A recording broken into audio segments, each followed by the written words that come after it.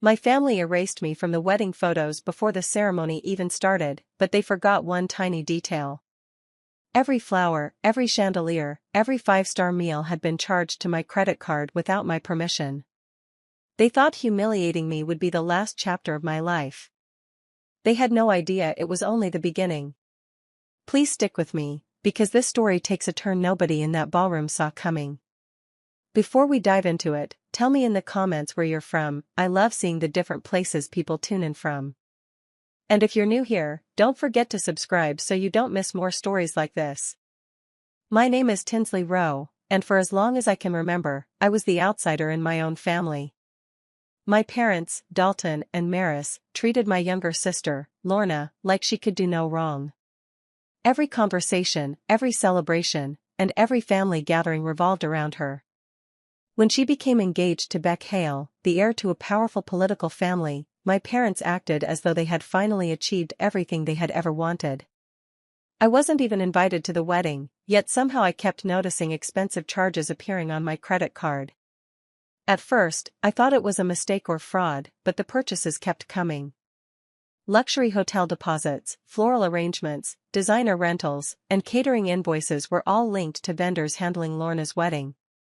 When I confronted my parents, they brushed me aside and claimed I should be grateful for the chance to help the family.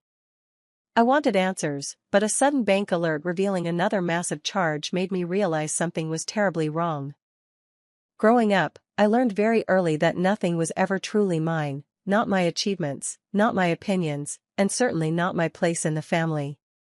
Whenever something went wrong, I was the one blamed, whether I had anything to do with it or not. If Lorna forgot an important appointment, I was accused of distracting her. If she made a poor decision, my parents insisted I should have stopped her. Somehow, every problem found its way back to me. At the same time, Lorna was praised for even the smallest accomplishments. She could barely meet expectations and still be treated like the family's greatest success, while I had to work twice as hard just to be ignored. Whenever I brought home good grades, earned a promotion, or reached a personal milestone, Dalton and Maris would quickly change the subject to something Lorna had done. They constantly reminded me that I didn't fit the family image. According to them, I wasn't outgoing enough, glamorous enough, or connected to the right people. After hearing those words for years, I eventually stopped trying to earn their approval. I moved away, built a successful career, and created a quiet, independent life for myself. Professionally, I had everything I needed, but emotionally there was still a small part of me that hoped my parents would someday see me as their daughter instead of their disappointment. Every holiday or unexpected phone call made me think things might finally change. I kept believing that one sincere conversation could repair years of distance. Looking back now, I realize I was holding on to a version of my family that had never truly existed. A few weeks before Lorna's wedding, things started getting strange. My credit card notifications became more frequent, and every alert showed another expensive purchase I knew I hadn't made. It started with a large deposit for a luxury hotel, followed by invoices for designer floral arrangements, custom decorations, premium catering, and even expensive jewelry. At first, I assumed my card information had been stolen. I immediately contacted my bank and began reviewing every transaction, expecting to find evidence of fraud. Instead, I found something even more confusing. Every payment had been made to businesses connected to Lorna and Beck's upcoming wedding. The hotel hosting the reception, the catering company, the event planner, and the jewelry boutique all matched the vendors listed on the wedding website. It couldn't be a coincidence. Someone had deliberately used my card to cover thousands of dollars in wedding expenses. I drove to my parents' house demanding an explanation. Dalton barely looked up from the paperwork in front of him before saying I was overreacting.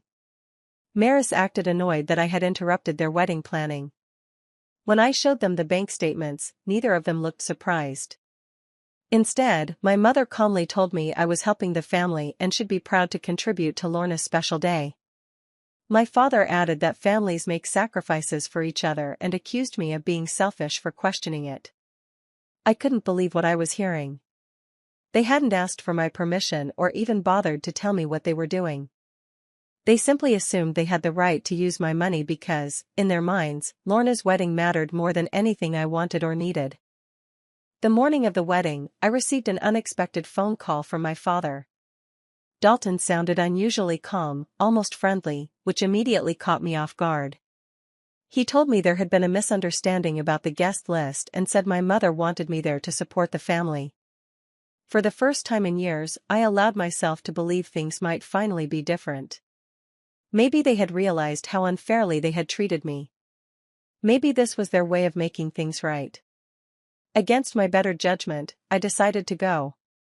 I chose a simple, elegant dress that wouldn't draw attention and arrived at the beautiful hotel where the ceremony was being held. The entrance was filled with luxury cars, elegantly dressed guests, and smiling staff welcoming everyone inside. When I reached the check-in table, the hostess searched the guest list several times before apologetically telling me my name wasn't there. Confused, I explained that my father had personally asked me to come. She stepped aside to speak with another employee, and I couldn't help overhearing part of their conversation. One staff member quietly mentioned that they had been instructed not to let me into the ceremony unless someone from the family approved it. Before I could react, I saw my parents walking nearby.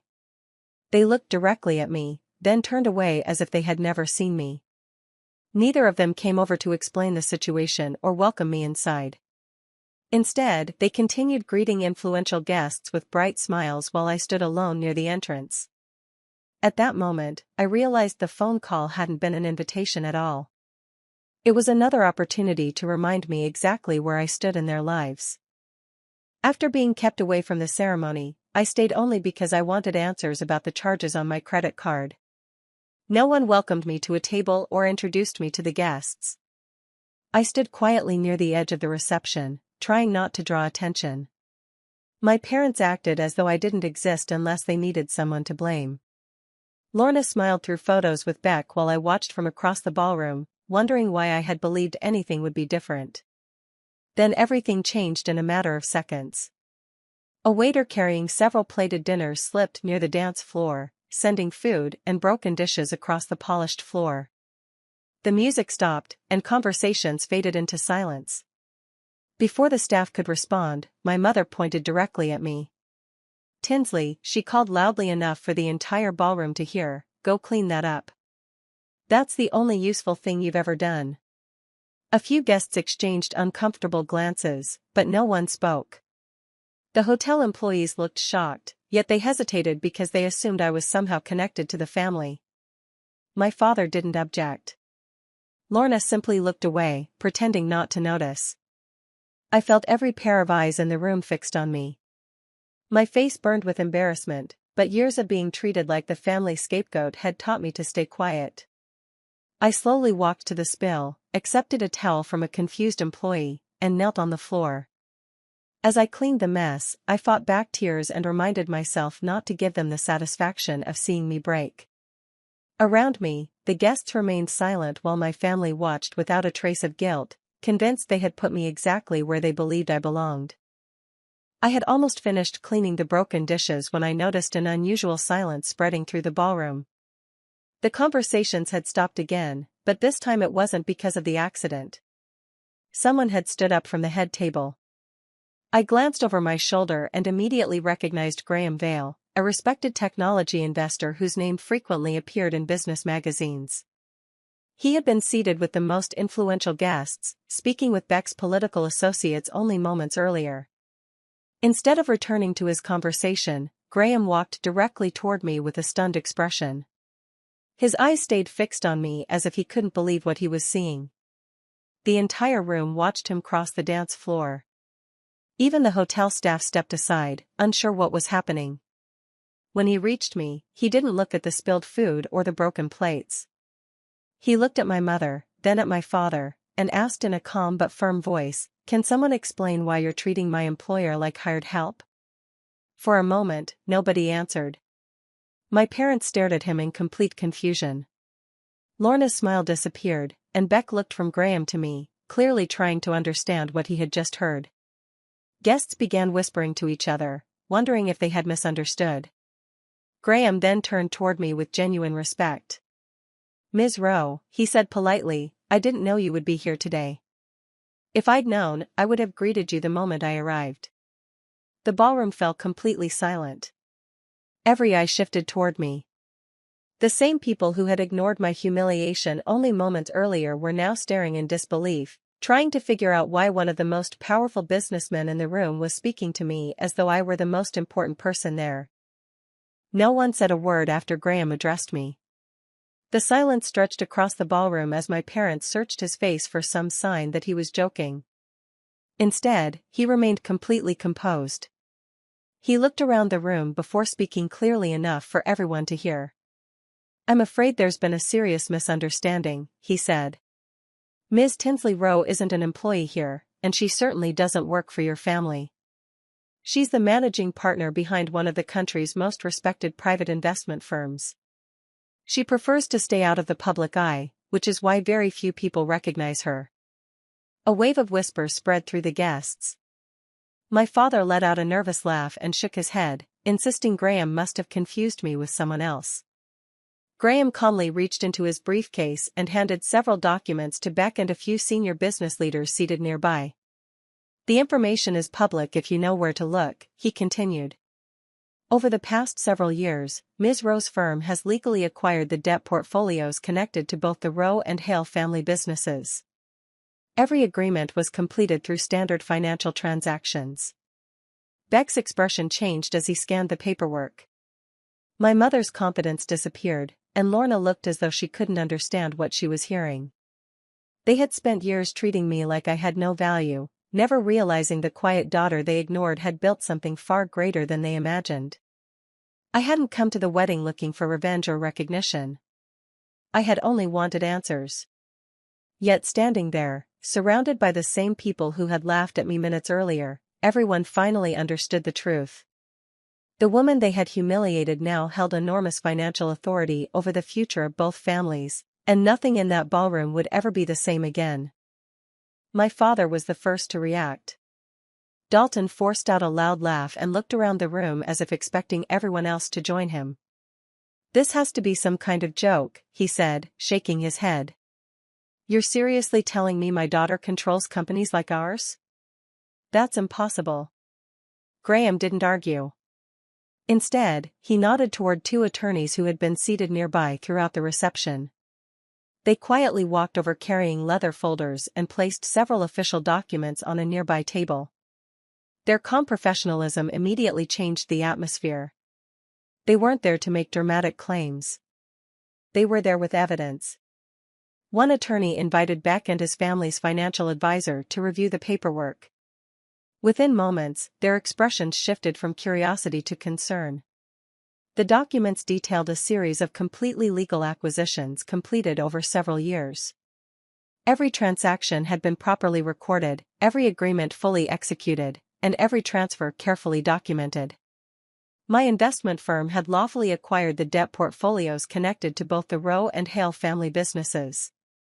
Beck's uncle, who had spent the evening boasting about the family's financial strength, quietly adjusted his glasses and reread the papers.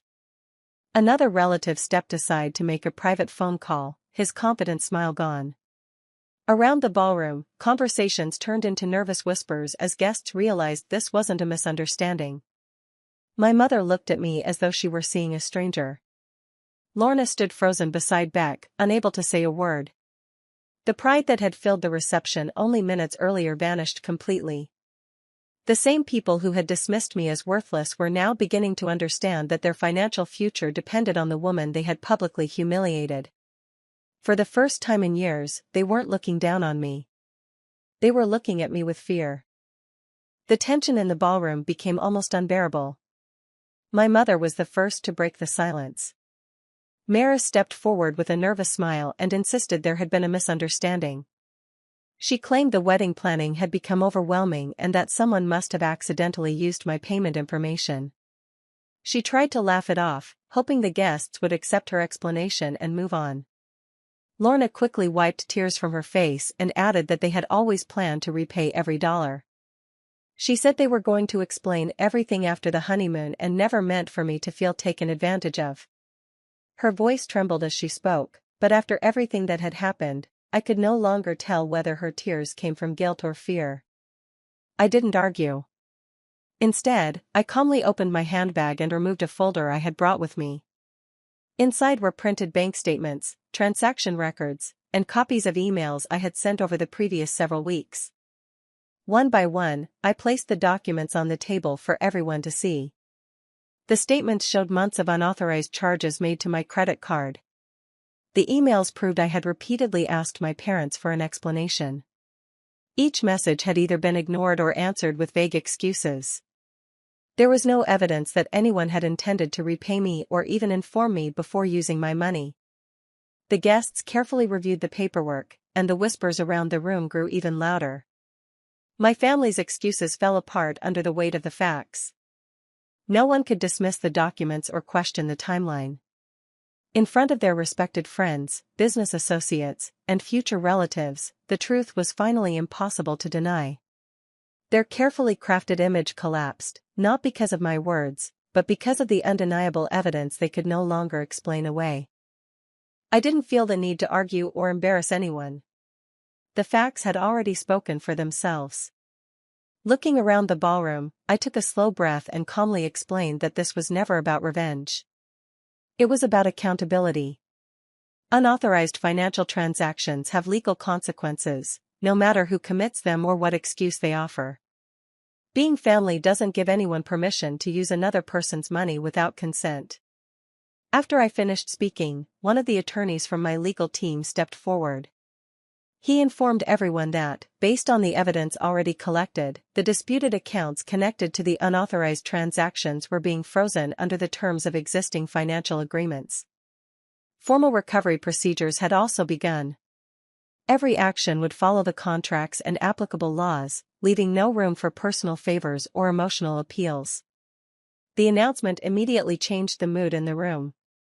Several vendors who had been enjoying the reception quietly approached the attorneys, worried about outstanding payments. They had accepted funds in good faith, never realizing the money had come from charges made without my authorization. The attorneys assured them that each payment would be reviewed individually, but they also explained that the source of the funds had become part of an active legal dispute. My parents looked stunned as they realized the situation had grown far beyond a family disagreement. Beck's relatives began speaking privately with their own advisors, trying to understand how much damage had already been done. What had started as an elegant wedding celebration was now overshadowed by legal and financial consequences. I remained where I was, speaking only when necessary. I wasn't interested in creating a public spectacle. I simply wanted the same thing anyone would expect if their trust had been violated, that the truth be acknowledged and that those responsible face the consequences of their own decisions. The reception never recovered after the truth came out. The music had stopped long ago, and no one seemed interested in restarting the celebration. Guests who had arrived expecting an elegant evening now stood in small groups, quietly discussing everything they had witnessed. The excitement that had filled the ballroom was replaced by an uneasy silence. Several of Beck's business associates began leaving without saying goodbye. They politely shook hands with a few people before making their way toward the exits, unwilling to be connected to a family caught in such a public financial dispute. Others canceled private meetings they had planned after the wedding, choosing to distance themselves before the situation became even more damaging. Beck stood motionless, staring at Lorna with disbelief. He asked her how much of what Graham and the attorneys had revealed was true. At first, she struggled to answer. Eventually, she admitted she had known my credit card was being used for some of the wedding expenses but claimed she believed our parents had my permission. Beck's expression hardened. Trust, once broken, was impossible to restore with excuses. My parents tried desperately to keep guests from leaving, insisting everything would be resolved soon, but very few people listened. Their reputation had been built on appearances, and those appearances had crumbled in a single evening. I quietly watched the room empty. I hadn't come hoping to ruin anyone's wedding, but I also refused to protect people who had spent years taking advantage of me. What was meant to be my family's proudest moment had become the night they were forced to face the consequences of their own choices. The celebration ended without laughter, dancing, or celebration, only silence, regret, and the realization that some mistakes can never be hidden once the truth is revealed. Everyone in the ballroom expected me to strike back while my family was at their weakest. I could see it in their faces. Some guests assumed I would call in every debt immediately and leave both families financially ruined before the night was over. Others waited for me to publicly humiliate my parents the way they had humiliated me. Instead, I chose something they never expected. I chose dignity. When my mother finally approached me, her confidence was gone.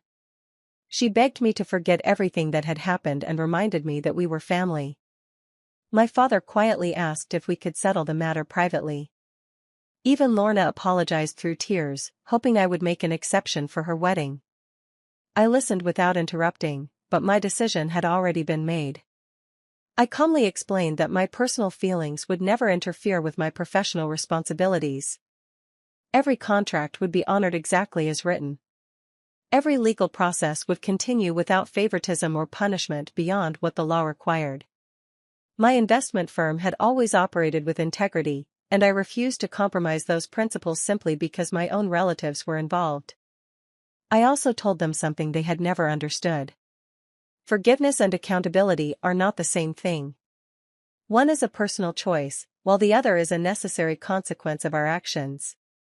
I could choose not to live with anger, but that did not erase the financial decisions they had made or the trust they had broken. For years, they believed respect could be demanded simply because we shared the same last name. I looked at each of them and quietly said that real respect is earned through honesty, responsibility, and kindness. Those things cannot be taken, borrowed, or forced. Once lost, they require time and sincere effort to rebuild. The months after the wedding brought a sense of peace I hadn't felt in years. For the first time, I wasn't carrying the weight of trying to earn my family's approval. The legal matters continued through the proper channels, handled by my attorneys without unnecessary drama, allowing me to focus on the life I had worked so hard to build. Instead of looking back, I put my energy into moving forward. My investment firm continued to grow, taking on new clients and expanding into opportunities one had postponed for too long.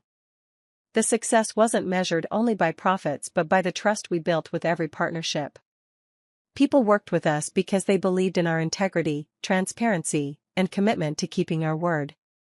That reputation became far more valuable than any business deal. Outside of work, I began surrounding myself with people who appreciated me for who I was rather than what they could gain from me. My colleagues became close friends, and those friendships were built on honesty, mutual respect, and loyalty. We celebrated each other's successes, supported one another through challenges, and never treated kindness as a weakness. For the first time, I experienced what genuine belonging felt like. Looking back, I realized that I had spent years chasing acceptance from people who had already decided not to give it. Letting go of that hope was difficult, but it also gave me the freedom to build healthier relationships with people who valued character over appearances. I finally understood that family isn't defined by shared blood or a common last name. Real family is made up of the people who stand beside you when they have nothing to gain, who respect your boundaries, celebrate your achievements, and remain loyal when life becomes difficult. That was the future I chose to embrace. In the end, my parents and Lorna were left to face the consequences of decisions they had made long before the wedding day. The legal process followed its course, and no amount of excuses could erase the evidence or undo the damage. Their reputation, which they had spent years carefully building, never fully recovered.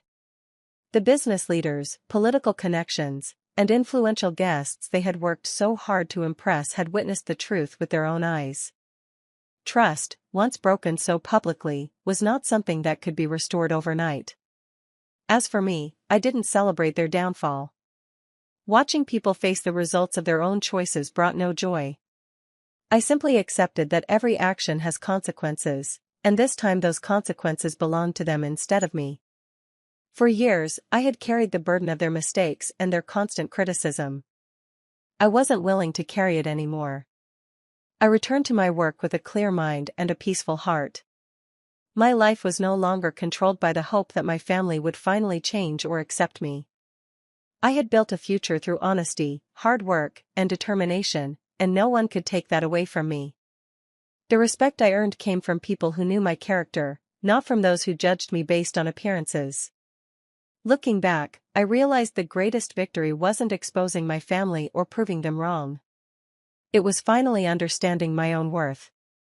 I no longer needed their approval to feel successful or complete. Sometimes the strongest revenge isn't humiliating the people who hurt you.